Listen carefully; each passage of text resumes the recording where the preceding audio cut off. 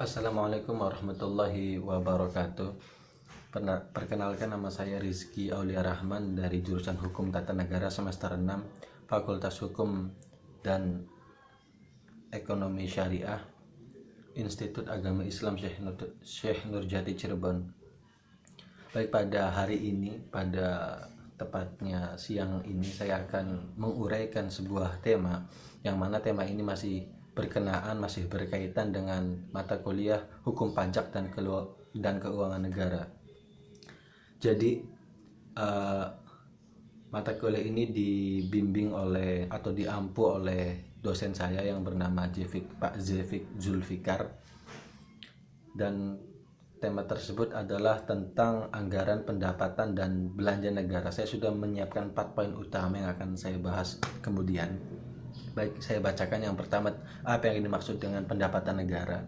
Yang kedua, sumber pendapatan negara. Yang ketiga, fungsi anggaran pendapatan dan belanja negara. Dan yang terakhir, yang keempat, itu tujuan anggaran pendapatan dan belanja negara. Baik, kita akan bahas pelan-pelan dan secara rinci.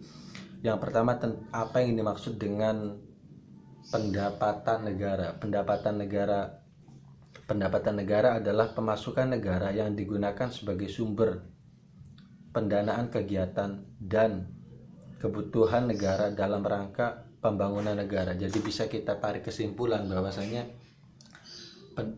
pendapatan negara ini pemasukan tersebut akan digunakan untuk melakukan kegiatan, dan kegiatan ini bertujuan untuk pembangunan negara, entah pembangunan dalam bidang infrastruktur, ekonomi, pendidikan, pertanian, dan sebagainya. Jadi memang dari definisi ini dapat kita simpulkan bahwasanya pendapatan yang masuk, kemudian dari pemasukan tersebut digunakan untuk melakukan kegiatan dan tujuannya untuk pembangunan negara di berbagai bidang di Indonesia tentunya.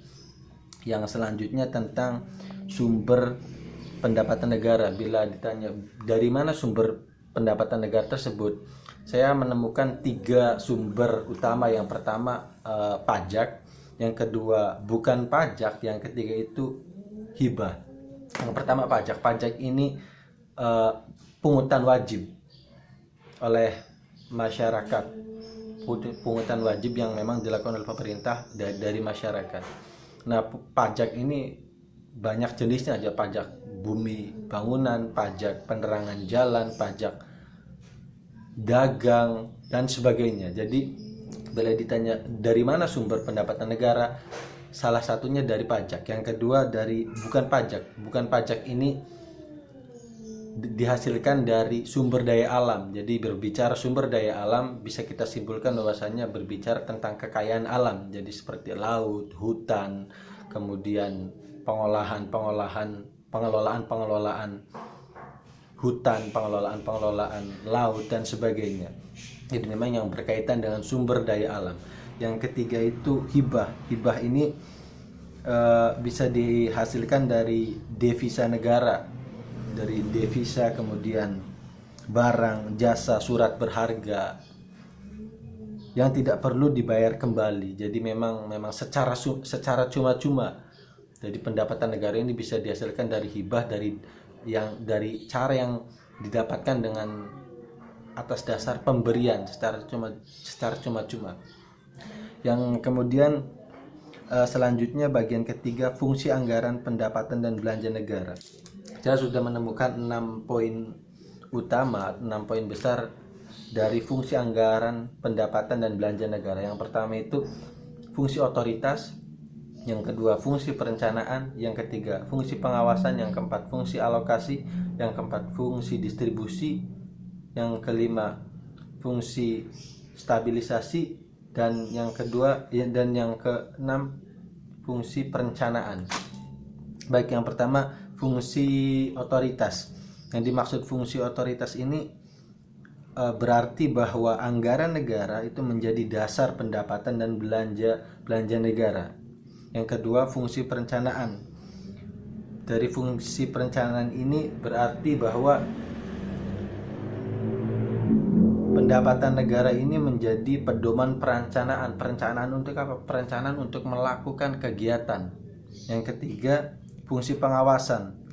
Yang dimaksud fungsi pengawasan di sini berarti anggaran negara harus dilakukan, maksudnya kegiatan yang dilakukannya itu harus sesuai dengan ketentuan. Jadi makanya di sini ada fungsi pengawasan agar kegiatan yang dilakukan itu masih bisa dikawal atau agar memang tidak keluar dari ketentuan-ketentuan yang ditentukan gitu loh. Yang selanjutnya fungsi alokasi. Fungsi alokasi ini berarti bahwa anggaran dan pendapatan negara harus mampu meningkatkan efisien dan efektivitas ekonomi. Jadi bagaimana caranya ini bisa menjadi sesuatu yang bermanfaat tentunya. Yang selanjutnya fungsi distribusi. Fungsi distribusi ini berarti bahwa anggaran negara harus memiliki semacam rasa keadilan pemerataan. Jadi bagaimana anggaran negara ini bisa digunakan di seluruh wilayah Indonesia, tersebar di seluruh wilayah Indonesia. Yang selanjutnya fungsi stabilisasi. Fungsi stabilisasi ini berarti bahwa keseimbangan harus fungsi anggaran dan pendapatan negara harus bisa menciptakan keseimbangan fundamental ekonomi, hal-hal yang mendasar, hal-hal yang pokok tentang ekonomi. Bagaimana caranya fungsi stabilitas ini bisa menjaga keseimbangan tersebut, keseimbangan fundamental ekonomi. Baik, yang terakhir yang selanjutnya tujuan anggaran dan pendapatan negara. Saya sudah menemukan 3 poin utama. Yang pertama, memelihara stabilitas ekonomi dan mencegah terjadinya defisit. Yang kedua, sebagai pedoman dalam penerimaan dan pengeluaran dalam rangka pelaksanaan kegiatan dan peningkatan kesempatan kerja. Yang ketiga, yang terakhir, membantu pemerintah mencapai tujuan fiskal. Baik, kita bahas yang pertama. Yang pertama itu memelihara stabilitas ekonomi dan mencegah terjadinya defisit. Jadi bagaimana caranya anggaran dan pendapatan tersebut yang dilakukan melakukan kegiatan tersebut mencegah terjadinya defisit. Defisit ini semacam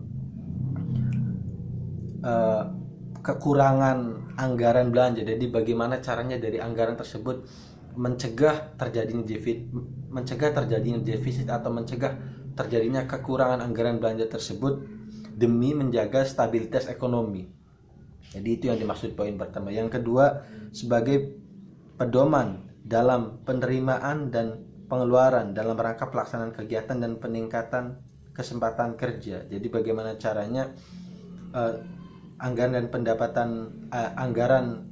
pendapatan dan belanja negara ini bisa menjadi sesuatu yang meningkatkan kesempatan kerja bagi yang membutuhkan masyarakat Indonesia tentunya. Yang terakhir, membantu pemerintah mencapai tujuan fiskal. Jadi bagaimana caranya anggaran dan pendapatan tersebut mencapai tujuannya, yaitu untuk mencapai tujuan fiskal. Baik, itu saja yang bisa saya uraikan dari apa yang seputar anggaran pendapatan belanja negara.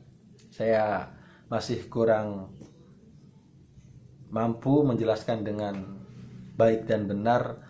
Bila ada salah kata dan penjelasan dari apa yang saya sampaikan barusan, saya mohon maaf. Akhir kata, wassalamualaikum warahmatullahi wabarakatuh.